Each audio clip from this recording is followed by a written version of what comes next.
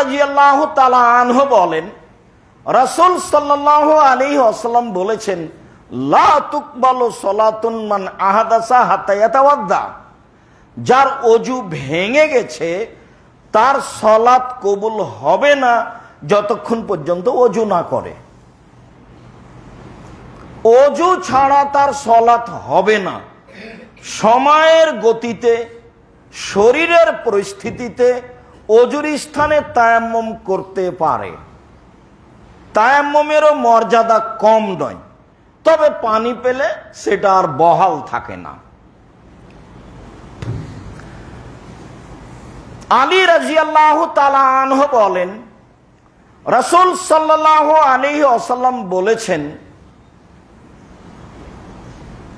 নিশ্চয়ই অজু ওই লোকের জন্য যার অজু ভেঙে গেছে। যার অজু নেই তাকে অজু করতেই হবে। অত্তাহরিমু তাকবীর অত্তাহলিলু তাসলিম। অজু করে আল্লাহু আকবার বললে সবকিছু হারাম হয়ে যায়। খানা পানি, চলাফেরা, কথাবার্তা, যা কিছু পৃথিবীতে আছে মানুষ যা করতে পারে সব হারাম। সালাম ফিরলে বৈধগুলি বৈধ বলে ঘোষণা হয়ে যায়। এটা হলো স্বাভাবিক গতি। সালাত একটি ভিন্ন ধরনের ইবাদত, যার পদ্ধতি ভিন্ন, যার পরিস্থিতি একেবারেই ব্যতিক্রম। যে যত পরিস্থিতি বজায় রেখে সালাত আদায় করবে তার তত বেশি নেকি হবে।